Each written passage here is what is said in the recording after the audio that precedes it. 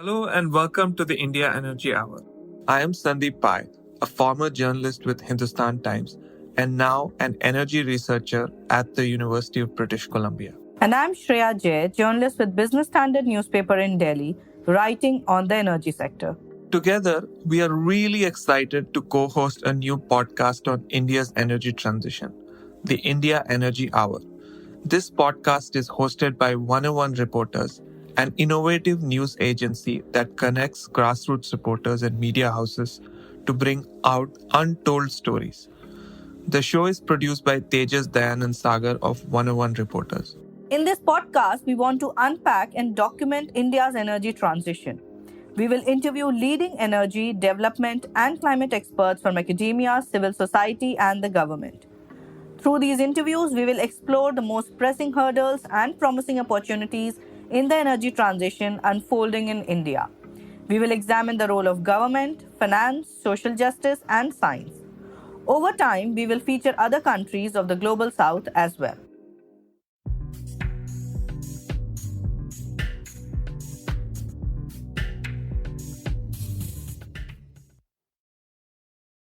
Farming communities, forest dwellers, tribals, with their rivers, mountains, and other natural bounties, are in the first line of impact from climate change. The worst part is that the most vulnerable are also the least privileged to save themselves from such havoc.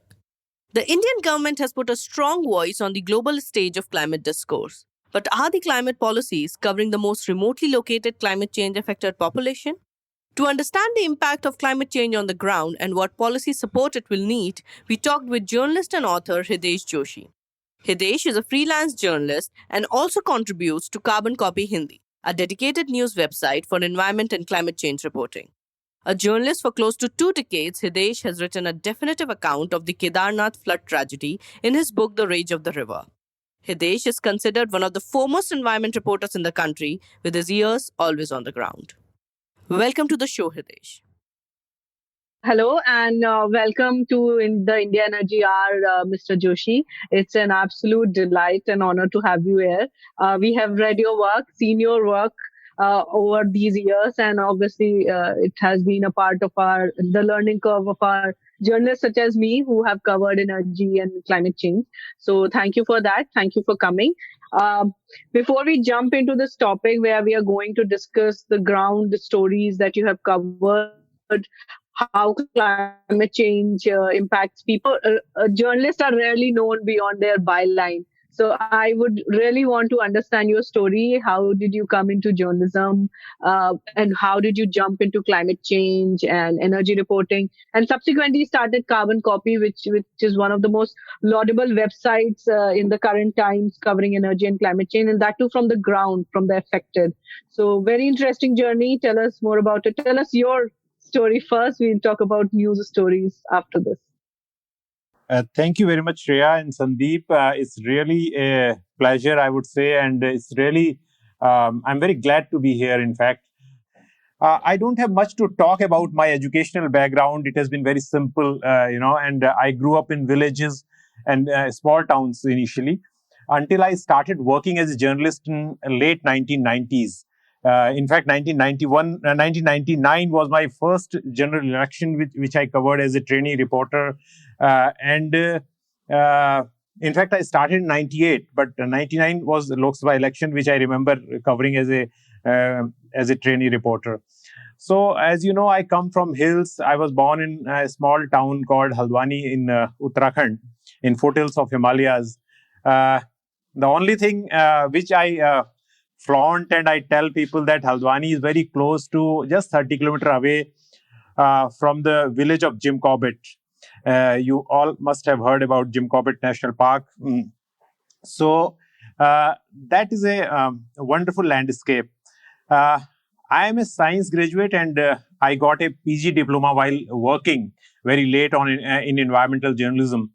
So I love travel, hike and write. You asked me how I landed up and how I jumped into this climate reporting. Actually, environment I was covering right from the start. I was writing about that. But that time, environmental reporting was just dawning. It was about just weather, or one can say about covering tigers, but in 2009, I really, it was for many journalists, it was kind of a trigger when this Copenhagen happened. Then I really started taking, because later in our conversation, I will tell you why. And you all know about that, because India changed its position. And that triggered interest about the science. And also, I joined NDTV, which was, my more than 15-year stint was in NDTV. So NDTV was a place where actually I got full editorial backing what I wanted to do, and I got extensive opportunities to travel to the places, the poorest and most backward districts of India. So that also added up, because environment, and as you have been saying in your programs, the the community rights, minerals, all these things are interconnected. Coal, other minerals, and all that. So that helped a lot. And then happened 2013 disaster of Kedarnath. That actually, though I have not discussed much in my book from climate angle, but that also, again, I started in reading in a different way after I finished my, that writing of that book. And meanwhile, I was also covering Bastar, where we all know that a war is unfolding between Maoist rebels and India's security forces. And for 10 years, in and out, I was going and covering that war. And because people always talk about that area, that Bastar and Jharkhand, all these areas where Maoist dominated areas, these are, but they are, a lot of poor tribals also live. They are not Maoists, and their plight and their connection with environment was also one of the angles. So this is a very complex motherboard, I would say, where I was looking from different angles, different things, and that actually bolstered my interest in this area.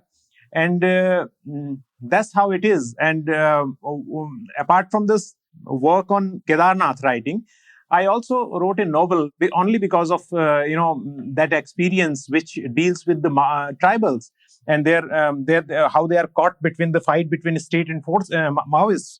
That's actually a love story which I wrote. Fictional characters I created, but that is also real story, which runs on a historic timeline between 1998, when this 2000, when the state formed of Chhattisgarh, and 2013 till the elections of Vidhan Sabha election, very important elections, where Maoists had killed just before that election more than 30 political workers of Congress party. So that's it. I mean, that's what I can tell you initially, and I'm sure you have more questions. Yeah, just a quick follow up. Do you think climate reporting on climate change has evolved over the last, let's say, 20 years? And how has it evolved in your experience? And I know that you have sort of been part of this whole journey of this evolution, where climate used to be in the 20th page of a newspaper to now, if a big conference happens, or some big announcement on renewable energy, it's front page. So yeah, I would love to hear your thoughts on that. Yeah, in fact, you're right. I mean, it has evolved, and I would say there are much more opportunities. People generally say that media does not cover these issues. I think that they are talking about only the TV channels, so-called quote unquote mainstream TV channels, who cover climate or environment or natural disaster only when there is a big landslide, as it happened, this glacier burst in lake burst in Chorabari, or in Kedarnath, or in Chamoli recently. So these when people die in sufficiently large number, when these TV channels come and they just talk about in a very shallow manner about the climate issue, but over the years, I have seen and I have experienced and I have benefited that we have scores of very dedicated websites, newspapers also, the mainstream big newspapers. You can say that, these are in the polarized time, people say everything about it, but they actually at least give a space to the issue. I write a lot of long form stories and I found the top newspapers actually they do touch the stories. So there is a lot of space. This is a good thing which has happened. Also, the latter part of your question, it has also evolved. I mean, now earlier, any person you ask now people actually use these terms. The common people also, mitigation, adaptation, at least these two words.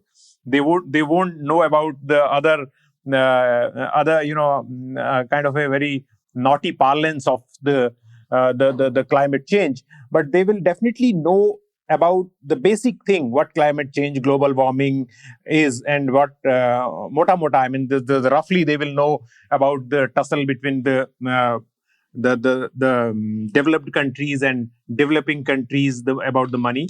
Not much, but that was not there earlier. They know that why we are talking about electric vehicles. They know about why we are talking about. Actually, it has come from the school education also. The urban middle class has swelled in last many years, and schools have actually taught them about these things. So they talk, and the parents also talk. Their homework, they bring the homework back home. So this has changed many ways. Sorry, I have to ask one more follow up on this. How do you think? So I think I should have asked this question earlier, but so this is what you described. Sounds to me, and correct me if I'm wrong, is a lot uh, of evolution that has happened in the urban spaces about climate change, in urban areas. But what about regional media plus, understanding of rural communities about climate change?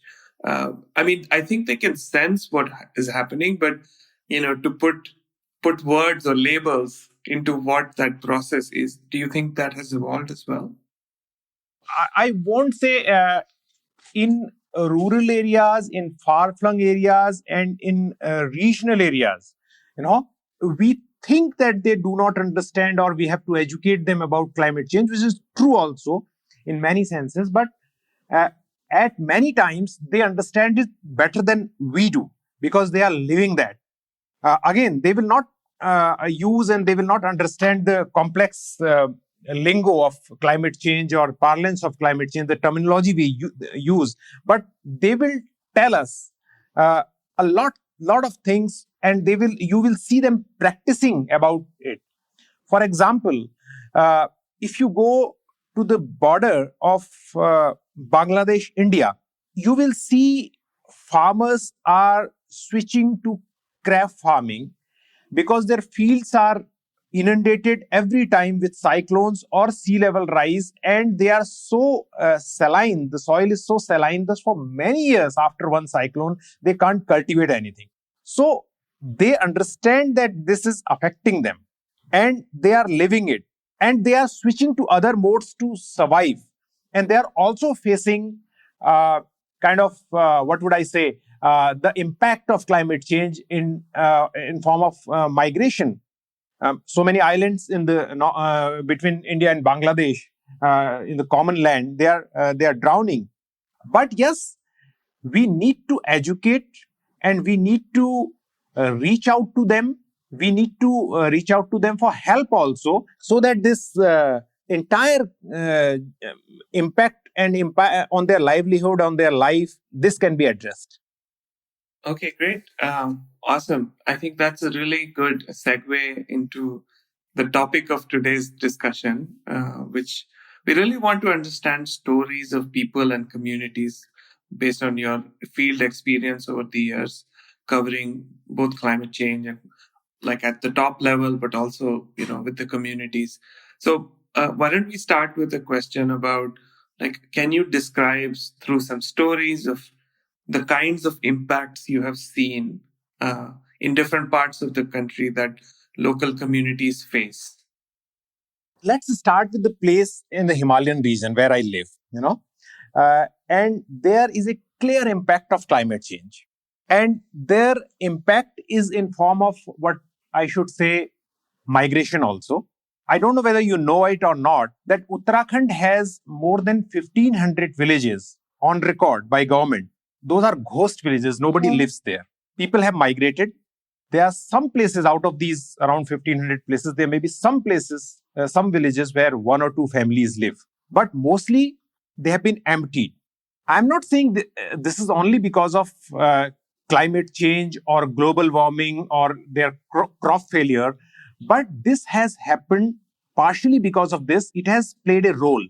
It is also because of failure to provide good educational facilities, failure by government to provide them good health facilities, good employment there. But if you go there, you will find, as a resident, I have seen that you will see that the rain pattern has changed, the temperature has gone up, the rain has become very erratic and very less.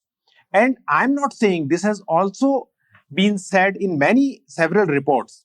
For example, a research article in Journal of Geology and Geoscience that has analyzed that the rainfall and temperature data of Uttarakhand between 1911 to 2012. And what it says that the temperature record of the region reveal notable warming, quote unquote, trend. It also says that this warming was more prominent during last decade. According to this report, last decade means the first decade of 2001 to 2010. So this is saying, but I want to caution here that all migration from Uttarakhand and other Himalayan areas is not due to just climate change. Look at Uttarakhand, where more than 1,200 villages have been emptied. They are facing a lot of hardship. I'll give you an example. There is a village where when I went there, they were saying that just 10 to 15 years back, they were selling in the market huge amount of chilies. And how much was that? You can't believe that was in tens of thousands of dollars if I convert. They were selling that much chili every day, not week or month, every day. I have co-authored a report which Climate Action Network asked me to help. And I went there, I spoke to people, and I said, so this is something which what they are facing. But this is not limited to Uttarakhand or the entire Himalayan region. If you go down in Bundelkhand, you will see this. In the peninsula or the coastal areas, you will see the same thing is happening. 25 crore people, how much is that? 250 million people are living along this coast.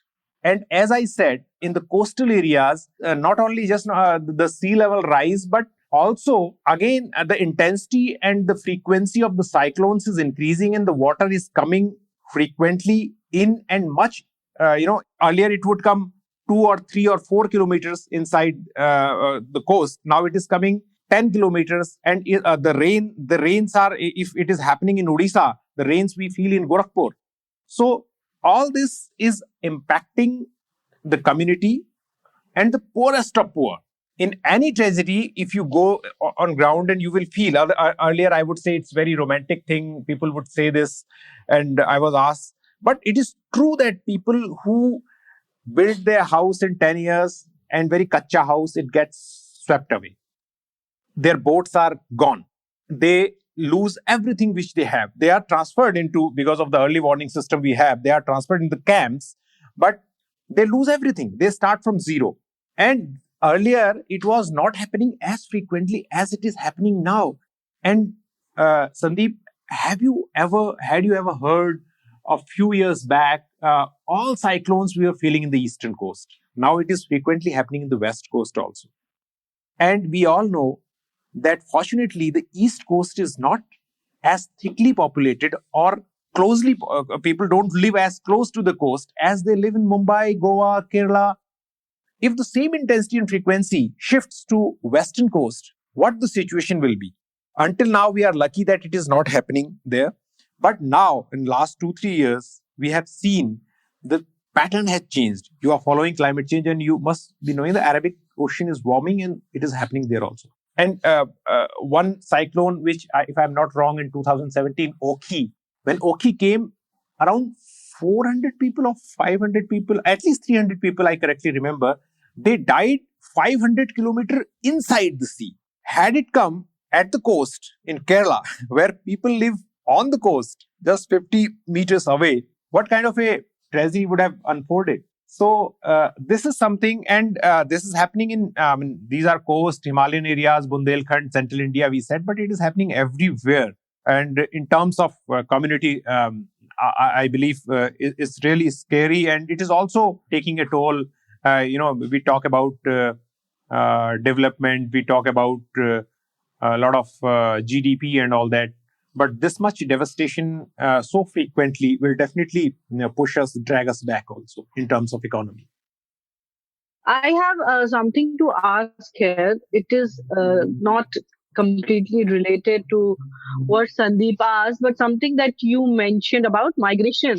Uh, there is this very twisted phenomena that I have observed. One reason for migration, as you mentioned, is the climate is changing and everything like that. Another reason for migration, obviously, is that there is not enough infra support that you mentioned. There's lack of education and everything.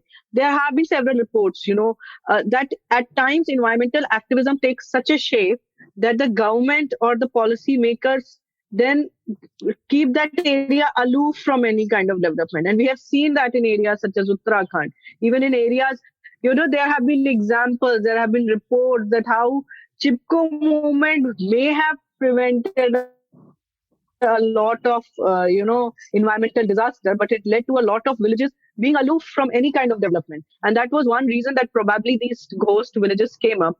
I know it's a very sensitive question of development versus conservation, but ghost villages cannot help in conservation until unless communities are there to push the development agenda there or push the government there. Ghost villages do not vote, people vote. But if those people had migrated because there has been no support of education or health, what agenda, whose agenda is being served? I would like to know your thoughts on it. No, this is very important, and I have been saying this, and I have been, making myself clear whenever I speak on forums like this. I always say that, see, I'm very clearly and with a lot of responsibility, I'm saying Uttarakhand, the prime reason of migration is not climate. I repeat in your this thing. It is a driver, and the 1100 to 1500 villages with different reports saying different time, and I have seen, I can share the pictures of the, emptied and locked homes, and the, it's all jungle, and the difference between jungle and home has been totally, finished. And the wildlife also has started coming to the villages because they think this is not the village, this is jungle only. Educational problem, no good education. Though private schools have come, but the poor and Dalit. Recently, I have just come back. My hiking and traveling from the Uttarakhand villages. Mostly the most poor and Dalit and deprived community, marginalized community people, which you often talk about in your shows, their kids are there in the sarkari government schools. Others, they have shifted them nearby towns. The migration has happened not only out of Uttarakhand or out of Himachal or out of other Himalayan states, but it has also happened within the state in the urban areas. In my state, Uttarakhand, people have come down and they have settled in Haridwar, Dehradun, Haldwani, all these places. And wonderful, it's very callous to say wonderful, but I would say very sorry state that if you go to place Haldwani, which is in the foothills, with my place, and Haridwar or Dehradun, thousands of people are living in rented accommodation because they do not have any health facility in hills. If they had to, during Corona, if they had to do a RT-PCR or a simple test done from Pithoragarh, which is far away, bordering place, people had to come to places like Haridwar or Haldwani, which is around full day journey by bus, more than a day journey, and they will get this facility. So you are right. Now coming to the core part of your question, that this is insensitive to don't cover. If you don't cover environment, it is very insensitive. But if you cover environment and do not show it the human side of it, like we cover that coal is a problem. So it's Sandeep's area. The coal is a problem. So many people are dependent on coal, and how you are going to give them their livelihood? If you talk about dams and do not talk about actually it does not apply on dams, because dams have actually made people's life very miserable in Uttarakhand, and they do not contribute anyway, because dams don't give that much employment to people. But there are issues which I understand what you want to say, that if you cover environmental issue and don't talk about the human angle, it's really insensitive. But what we are thinking, that we are being, actually government is showing us a picture of development, which they make people believe that this is the development which will give a lot of employment. But it actually does not happen on ground. I will again give example from the Chardham road, which has come in our state. And if you go there, I'm saying don't take my words, but you go there. What they are doing, they are flouting every norm, and it is recorded in the court, hearings. They are flouting every norm. They are cutting vertically the mountain and throwing it in the river, not caring about the riverine life, or not caring about the mountain. There are cases where officials have lied to get the environmental clearances to make the road, and it is not providing employment to people. Because when you try to make a kind of a Mumbai Pune highway or Nizamuddin highway in Delhi, such roads, if you think that you will make such roads in hills, they won't be sustainable, and they won't provide employment to people. Because when the roads are good, people will zip past from Dehradun to Kedarnath. They won't stay on the way, on the road, on dhaba, on small shops, and they won't get any employment. And from Gupta Kashi, they will take a chopper, they will come back to the place, they will again sit in the car and back to Dehradun. So where is the employment? What employment we are talking about? They are not using the hotels, they are not using the dhabas, very little. So government should understand that what kind of, lot of people who understand Himalaya, who understand economy, they say we have to slow down the yatra, and we have to make it more friendly, more enjoyable for people. We should make sustainable roads. Though maybe I always put pictures on Twitter, those help people understand environment. So I have put some pictures of roads. They are not very wide, but they are covered by forest, and they sustain during the bad weather. When Kedarnath happened, every road was swept away. Which road we were using, we reporters? We were using Chopta Mandal Road. And Chopta Mandal is the area where Chipko movement you were talking about, that started.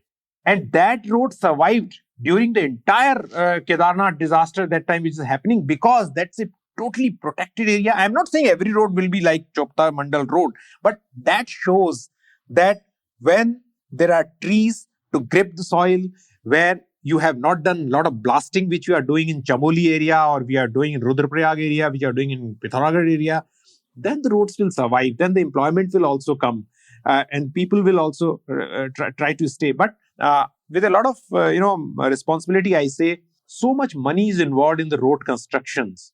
It is not about, we are talking more about environment rather than, but it is also related to climate change. So many thekedars come, so many politicians, bureaucrats. This nexus becomes so strong that road makes everybody happy. Nobody protests about the road unless they see. Now Uttarakhand people, when I used to go and we used to cover, many people would come and they say, why are you opposing development? But now these blasting and this, because there is no muck dumping zone. So this all is falling from the top of the road. They are zigzag roads. They are from the top. This entire muck is falling, and their houses are destroyed by the debris. Some of the very sorry incident of kids being killed. Now their kids can't go because the roads have become so dangerous because of this regular landslides and all that. Now they're understanding this. But government, who has got experts, who has got a lot of resources to research and understand, and a lot of people are cautioning them. They do not understand, and that's very sorry state of affairs. So that both the things which you said, that the environment and climate change reporting and writing should happen. It should take along the people who live in those landscape. And government should also understand that you can't always conquer the nature. You will have to live with it, and you will have to understand that you can create an asset, but it won't be sustainable if you. And it is not that officials do not understand this. They do understand, and this is what is happening every time the roads are being swept away, and we are being told that we need such roads. I like to ask something here before we, move on to questioning policymakers, etc. Let's just question this industry first. Globally also there have been reports and criticism that climate change reporting hardly covers the affected. We do not reach out to the affected. We don't talk about the affected who are in the first line of fire. But in these many years, have you seen any change in this kind of reporting that has happened, that now when people talk about climate change, they're talking about the people who are affected, about the communities which are in the remotest corner of the country. Let's talk about India specifically. Have you seen any change, or do you think that there's a still large area of reform to be covered in climate reporting? I do believe that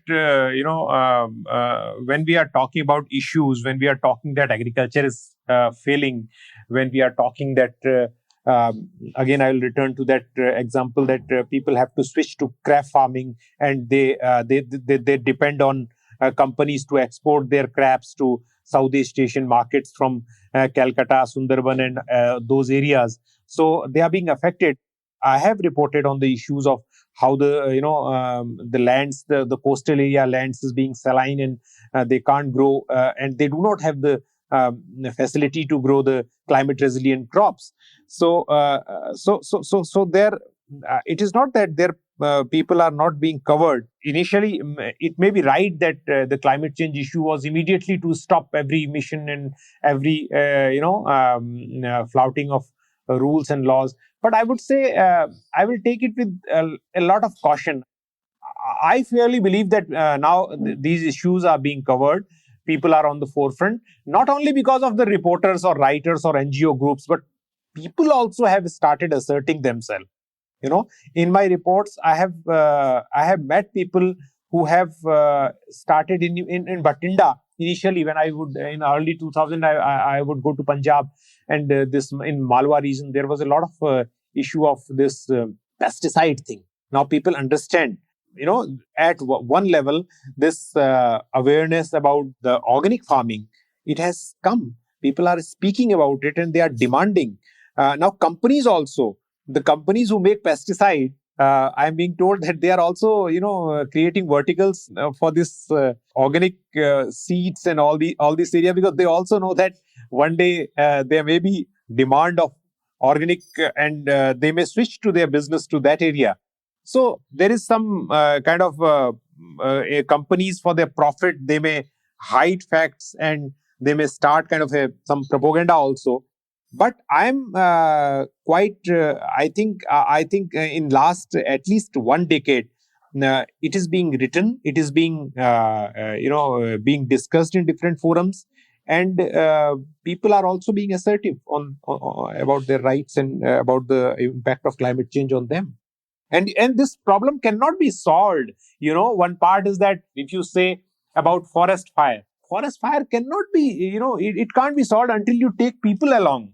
A forest guards today, we have more forest officers, we have no forest guards. If you go in the structure of the forest bureaucracy, earlier there will be one chief conservator of forest, one DFO, and other forest guards. Now you will have full bureaucracy of you know DCFs, CCFs, and all that. The forest guards are missing. So if you have to control forest fire, how will you control it until or unless people are with you?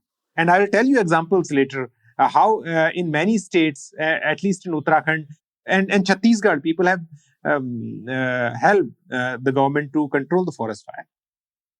Yeah, that's really fascinating. So what I'm sensing from this conversation, and just also from my past experience, that one is the issue of climate change, which is really disrupting ecosystems, bringing in floods, droughts, etc., etc. But on the other hand, to manage that, the government needs to come up with more sustainable infrastructure, help create more resilient communities. So that is also not working out. So on the one hand, you have the climate impacts, but on the other hand, to counter those impacts, the infrastructure and the support that is required from the government is not coming out. Do you think people in these communities that you visit, be it in Uttarakhand or in Chhattisgarh or in the south, uh, do they understand this institutional failure to address climate change, both the local institutions as well as national institutions? I can't say how much people everywhere understand climate and its impact, but people are very assertive and they do understand about their rights. They are talking about their rights on their land, and they are also saying that don't take away our resources, don't pollute our rivers, don't put pesticides in our land, don't create a situation where we can't cultivate the crop. So they are assertive about their rights, and in some ways, it is related to climate change because climate change is also about resources and also about their rights where they live. When I was talking about Sundarban, so in Sundarban, people know that this is not only the world's biggest mangrove forest, but this is also UNESCO's World Heritage Site. So it can provide them employment if it is managed well. The same way, there are many other areas where people they do know that those areas can give them livelihood and everything. But so far as the question of climate change and their what was your this thing mainly you were asking when how much people do they understand? They actually do understand about their rights and their, but until or unless government steps in and government speaks to them, government facilitates them a lot of things which they need. Today, if you look that most of people have shifted to urban areas, and in those urban areas they do not care about what they have left behind, but the people, the critical mass which is fighting this are the Dalits and Adivasis. If you see in the entire central Indian belt, be it Jharkhand, be it Chhattisgarh, be it Odisha, be it West Bengal, be it areas of Bihar, be it Madhya Pradesh, all the Adivasis, they are they are fighting to save their land, and this entire area is called the lung of this thickly forested area, and this is a carbon sink like Himalayan area is. I don't know if I could address your question, but I do understand that these areas, people who are marginalized in community, they are asserting themselves, and they are in one way or other. There are people who are helping them also, but ultimately, it is the government which will have to go there and facilitate them about this. Yeah, that's interesting. Yeah. So, I mean, my one question again, sticking to really rural communities that you visit and spend time with. I understand that they understand the symptoms of climate change. They can see weather changing. You quote this Ladakh farmer, when you did a story for the third pole, where the farmer is showing you like a mountain and saying, "Arey, there used to be snow there, but there's no longer snow." So they can really sense all the symptoms of climate change. But uh, what is the way, as an international community, or as a NGOs within India, or different research institutions, educate?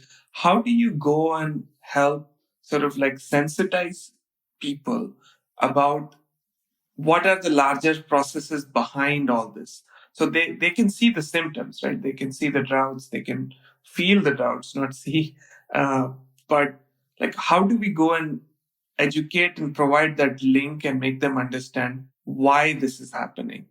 And I mean, with the ultimate aim that they can assert their rights, right? And demand that, okay, I don't know if that question makes sense, but No. I will say we have to flip this question, and we should, the government and the authorities and the people who can, who have resources, they should understand that those people we are trying to make understand this, they are not actually real culprits. You know, again, take a person like living in the remote village of Ladakh or in Sundarban. He has almost zero carbon footprint or sometimes negative carbon footprint. And if you what would I say, if you expand it in terms of countries, you see Bhutan, it does not have, they are more than, if I'm not wrong, they are more than 60%, 70% area is forested, and they do not have much industry. They are not emitting, but they are also feeling the brunt of climate change. So these people, what can I say? How can I explain a person in a Mosuni island that this is happening and you have to do this? What he will do, he's actually, his four of out of five sons, they were out in Calcutta and sending money back home, his grandchildren can't go to school. And if I start explaining him that this climate change is happening and this is and he's feeling his crop is not happening. So what I think, we should understand that this problem does not know boundaries, and this will impact everyone. So people until now in Calcutta were not understanding it, or in Delhi were not understanding it. A lot of municipal issues are also involved. I will talk about that also. But they now facing the brunt of climate change, and initially people were not talking about it. They were trying to say that people who are talking about it are creating a propaganda and all that. But now they understand that this is actually happening. So Sandeep, I will say that people, governments and authorities, and the organization, those have resources, they should start helping these people to stay where they are. Which what Shreya was saying, if all people shift away, and she was right, because when in Himalayan areas I was covering the story of forest rivers. There are two kind of rivers. One river which come out of glacier, and other river like Narmada, which originally comes out of spring or forest. Both rivers gather strength as they move forward with the forest only. So we are being told in childhood, or we would understand that it is the river which nurtures the forest, but it is the other way around also. The forest which creates the this entire area where all the water comes. So we have, if we think that people move away, lot of spring rivers, the story I was covering, that springs are dying. Earlier we would think that some springs have been finished because people have made houses, like in Pithoragarh, in the towns. You have finished those sources of water because you have built houses over them. But if you leave those things and people don't live, then also it is a very detrimental impact. So there is a very complex relation which I can't explain. You will have to sit with some ecologist or expert person who will make you understand. But there is a human and nature relation also, which I am being told, and I have seen it. I have spoken to experts. That is important. So that's how I think it should be. People will help, but people are actually the poorest of people are also suffering. And as we have been discussing, and what is the motive also, and what is the aim also of this talk, is that a person who is being repeatedly being displaced from his place, be it coal mining, be it dams, be it because of cyclones. If you start explaining him that this climate change and you have to do this, you're right, because at one level the awareness is very important. But what I'm saying, that governments have to pitch in, because they have money, they have expertise, they have knowledge. They should train people. Just expecting that they will understand, they will act, I personally don't believe, with my experience, that it will work out. Yeah, just a small clarification. My intention was not to say that let them be like educate them so that they change their lifestyle. I think they have zero footprint or negative. It's more like if they get aware about the issue and frame it in a climate way, they could demand better infrastructure to cope with climate change. That my framing was that, rather than they should cut down their emissions. Yeah, so let me talk about that also. And I'm sorry, I mean, I have no intention to, say this, but they are actually doing it. In Ladakh. If we go, a lot of good experiments or innovations have been done, and you must have heard about Sonam Wangchuk and other people who are working there, and they are working in a way that the glaciers, they melt, but at a lower height they create ice stupas. And how it is done, they two ways. One is that they slow down the speed of river, so that in the chilling nights the water freezes, and it remains frozen, and it lasts till after the next summer, when the rivers are again fed by the glaciers. Another way is that they make ice stupas. I don't know how successful is that, but that is also one of the very innovative and creative way. And climate change, when I was in Ladakh, I was told that it is not that they only suffered because of climate change. Something was not happening, which has now, they have started growing there because the temperature has gone up. which would require. So they have adapted, and that adaptation has helped them, and they have started growing the crops which would never grow earlier. In the Himachal also, the apple, it is not happening at this height, but it is happening 1,000 feet up. So they are also adapting. They are also trying to do some other kind experiments. Also, the people know that there will be more forest fire. So in Uttarakhand, what people are doing, that you may not have heard this name. It's called chal khal. It means small ponds in the forest. And they are pine leaves. They don't trigger fire, but they cause fire to spread very fast. What they do, they collect the pine leaves, the community, and they throw it in the small pond, which is where the water is deposited due to rain and, due to because of the jungle forest sources. So that after a time, that those pine leaves will convert in 6 months, year, or even longer time, it will create manure, and there will be, the control in the forest fire. So there are many ways people are trying. So everything is not strictly climate change, but, environmental coexistence with how the problem is happening and as I told you, other ways in the coastal areas. So people are doing, but as you were saying, then government actually will have to empower them with the technology, with the, and they will have to train them, and a lot of NGOs and a lot of organizations, we see them doing, and I think it can be done. This was great. About this adaptation thing that you mentioned, that communities are now adapting to the changes that they're seeing around them. For them, it might not be just climate change. It must be just adapting to a changing, scenarios. Uh, you mentioned how this needs a government support. So my question is in two parts. One is that, what kind of policy support do you think there should be? Does India's current climate mitigation plan per se has such an inclusive policy where we, talk about these affected communities and prepare a plan for them at central level and at a state level? If you can tell about that. And second, before you do that, can you tell us any such more examples of where communities have taken charge for this change and had actually led to some kind of policy change happening in that particular area? See, I have given you some of the examples, earlier. I can also tell what people are constantly doing.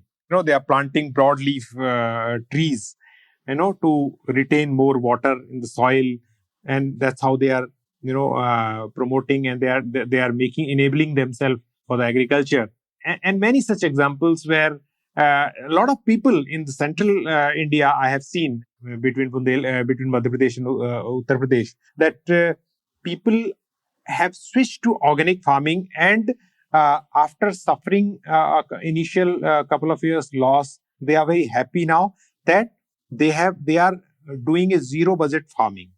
I'm not saying this is a large number of people, but this revolution has started, and I'm very happy that some people sitting in Delhi, sitting in metro cities, they have understood that if they encouraged them to grow the high-end product, high-value product, if they grow, so they can really create a market, and these people can be given. The problem today is that, tomatoes 100 rupees per kg for large section of people who is already, facing the brunt of this inflation. They think that, how can I do? And people question the credibility that, So if these questions can be addressed, so there will be employment generation, people will change. But you ask how government can help. What policy do I expect the government to adopt? I am really no expert in this, Shreya, but I think government can do one thing at least, that government in their utterings and in their action can be honest, far more honest than they seem to be now. All policymakers, not just one person, one party, or one government. I'll illustrate it by giving you example in the international negotiations. We all know that in international negotiations that India, I was talking about when you asked how I jumped into this climate reporting, this 2009 Copenhagen. Why it is important? Because India changed its line, and that was a honest change. That we cannot keep talking about per capita emission every time. We are 1.4 billion people. You use anything, per capita will be very less. So you emit, per capita is less. So it doesn't mean that a country which has got 10,000 big and small glaciers, 7,500 kilometer long coastline, scores of agroclimatic zones will keep speaking about, no, we will burn coal because we have per capita, we are very less. We will have to come out of this. I'm not expert, I'm speaking with my experience that we will have to stop burning coal because we are the biggest sufferers. And as many reports, not just about my saying that Hindu Kush Himalayan region will face in next few years 200 crore people will face this water scarcity, that we know. First of all, we have to be honest, and we can't speak in international negotiations that we demand others to reduce the emissions and we don't do that in the home. Not because others have not done it. We know that China, America, European countries, all they have been culprits. But the situation is such that India will have to switch. And I think Sandeep had written a story how switching to clean energy will generate more employment. So they can use it, and they can work on a policy which will help us to get on that trajectory. So that honesty is required, and that is very important. We can't tell world that you don't burn coal, and we are doing what we are doing in our backyard. Not only we are burning and promoting coal, we are also leaving those communities in those areas and not doing anything for them. We talk about just transition. Even before we talk about just transition, their condition is not very good. They are just garnering that coal, and they are selling it somewhere. That's how they are sustaining. So government will have to understand, and that's not easy task for any government.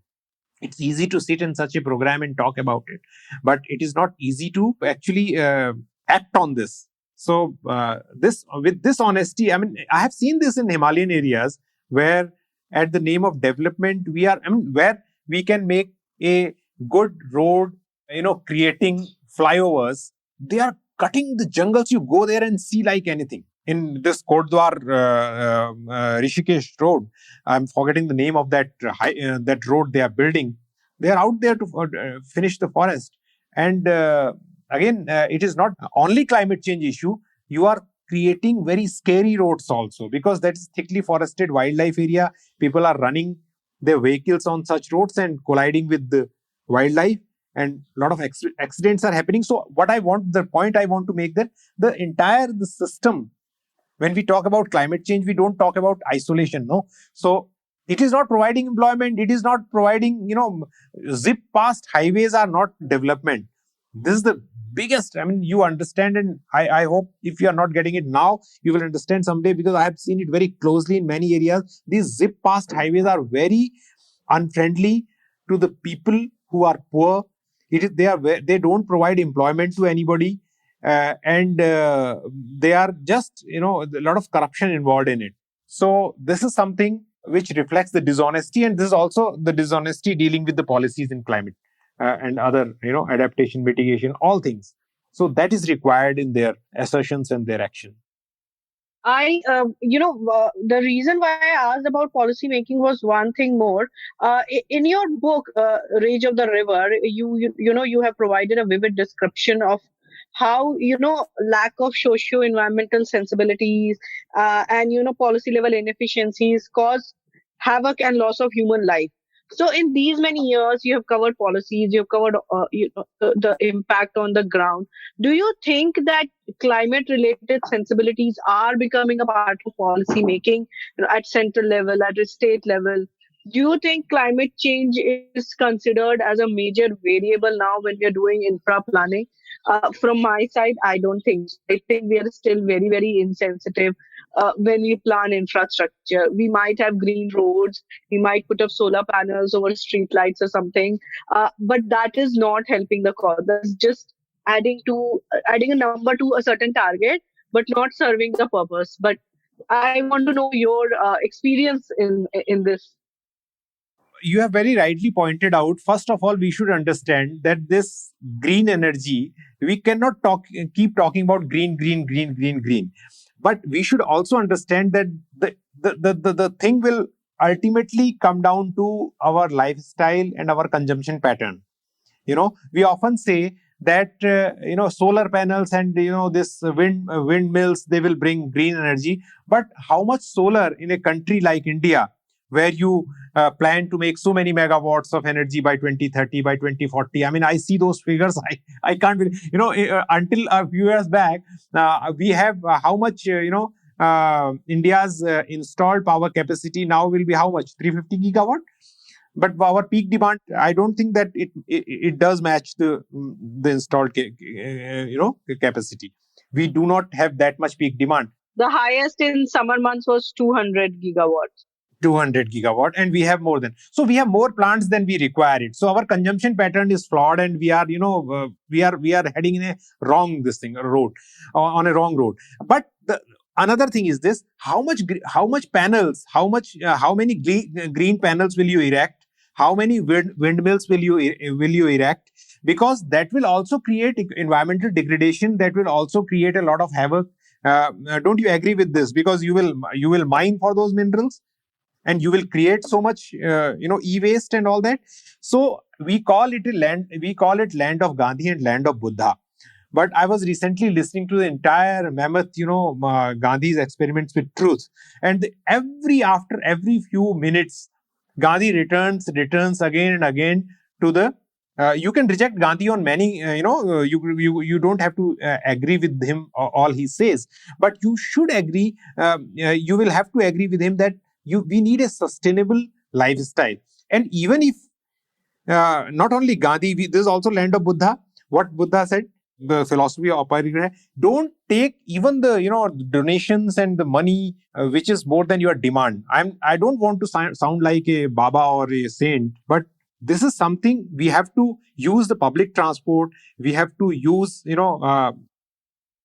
have to survive on fans. It will be hypocritical. I also have AC at my home, but somewhere down the line, we should understand that until or unless we reduce our consumption, we go more efficient, that 5-star or 6 stars or 3 stars equipments are coming. Those will save the energy. So that's the way. And we have to make public transport more robust.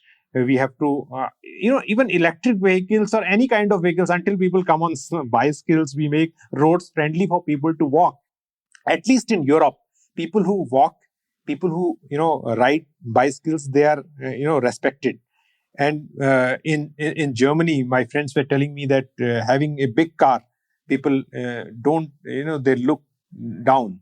They don't think it is a good thing to have a very big car. But in India and in our areas where we live in metros, do you see places, at least in Delhi or surrounding NCR areas, do you see places where people can walk?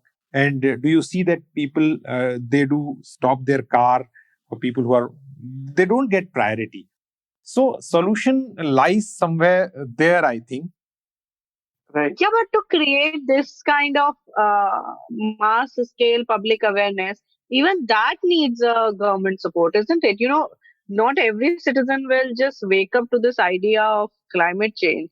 It is like sensitizing people for a polio vaccine, or more recently a COVID vaccine.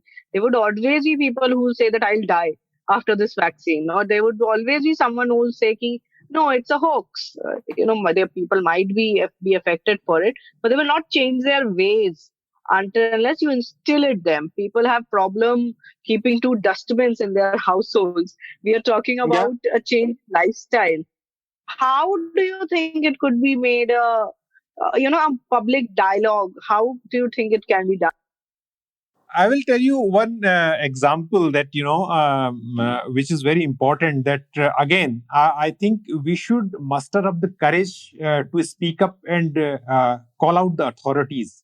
Very important thing, and it may sound like a little publicity of my book. When I wrote this book, I was very pleasantly surprised. This Rage of the River, a small department on environment on Himalaya in Yale University, they invited me to speak on this book in Yale University. I had never thought when I was writing this book, it will take me there.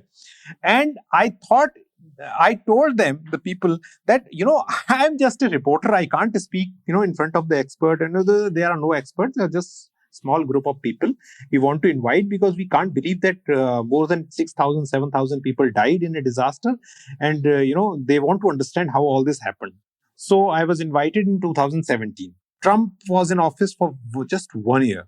When I gave a presentation, people listened to it, and I was very nervous what they will ask. The first question they asked, that what the government is doing not to, happen such disaster again.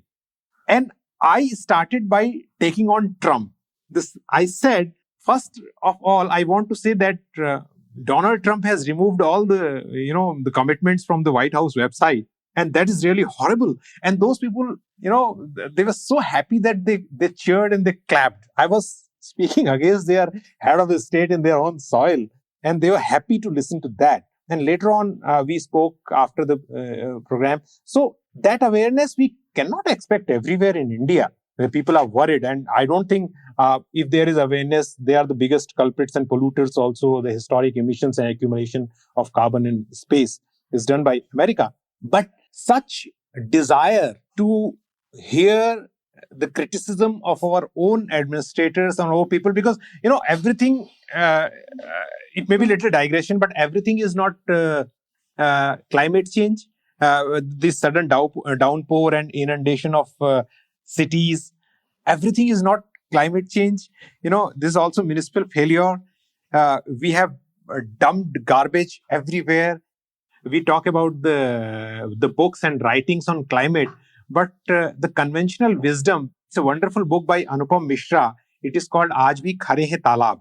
And it shows you and it tells you that India, every town and city of India was full of lakes and ponds.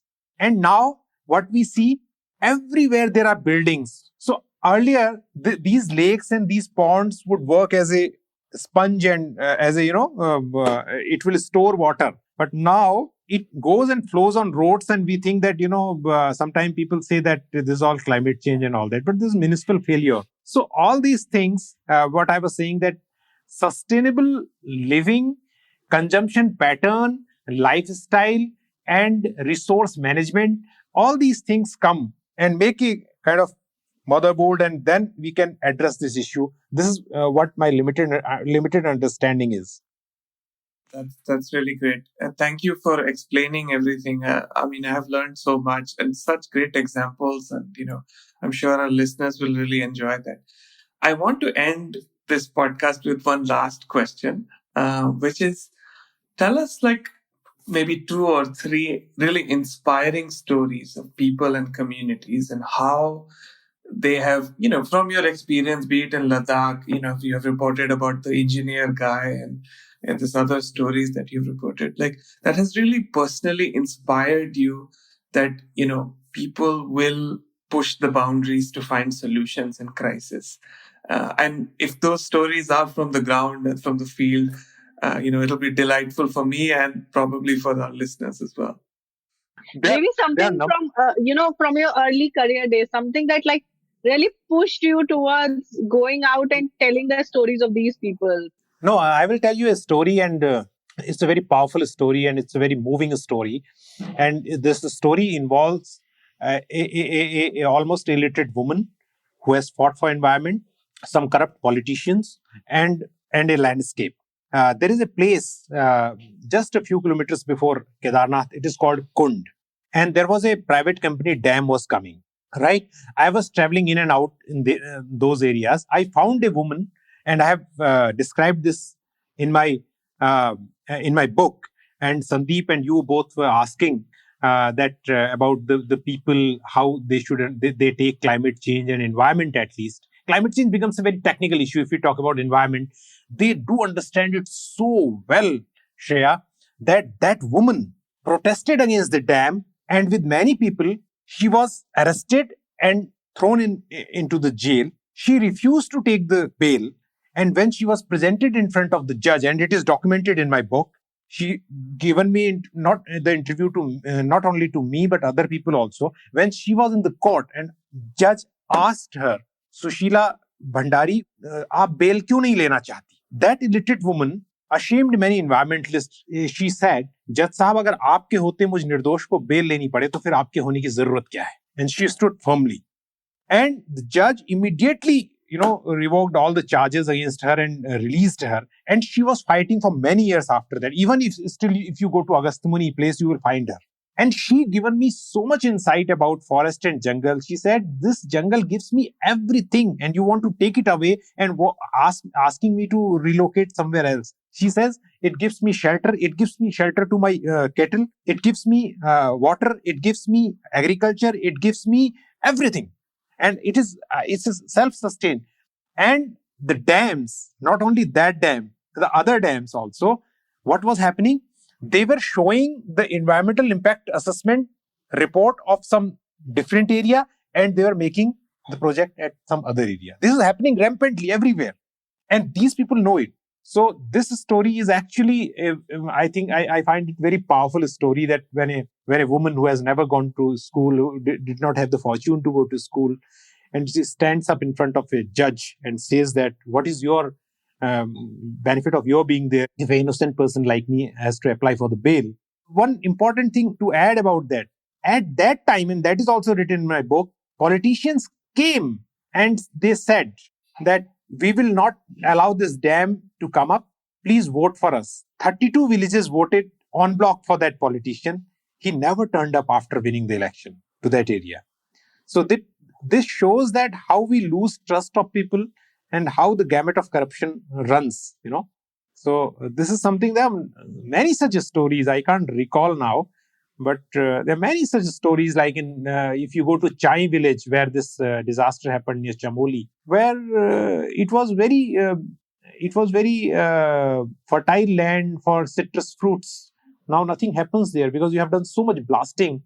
I was talking to Dr. Naveen Juyal, who is a well-known geologist. He says the entire hydrological pattern has changed. Now the water springs have died there because that is not ever added, what you were saying, that the environmental cost of what we are paying for this development. This is amazing. Thank you so much. Not thank you so much, obviously, for coming on this podcast, but thank you for these stories. Telling these stories for these many years. Helping readers such as us get to know such people. We also get inspired reading about these people, knowing there are people in some of the remotest corners of this country working towards saving the environment. These are the stories that have driven us, that has led us to start this platform where we can also emphasize their voice, give. I would say, Shreya, if I could add, these are the stories and these are the people the government should actually interact, because they do not have desire to to make a career, or to climb on a ladder to reach somewhere. They just want to survive. And what is India? India is a welfare state. If they really want to do something good for the people will tell, and their work will be easy. But then elections are not won without money, and the money comes from takedars, from contractors, from companies. They need work. So that's why I say nothing wrong happens in any country, even if a bomb blast, even if any smuggling, terrorism, everything happens on the foundation of corruption. I completely agree.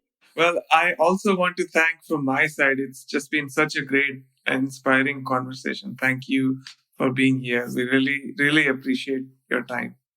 Thank you so much for inviting me. For more information about the podcast, visit us online at www.101reporters.com/podcast/the_India_energy_hour. You can also reach out to us on social media and send us your comments and suggestions. My Twitter handle is @Sandeep Pai with a double I, and Shreya's Twitter handle is @Shreya_J.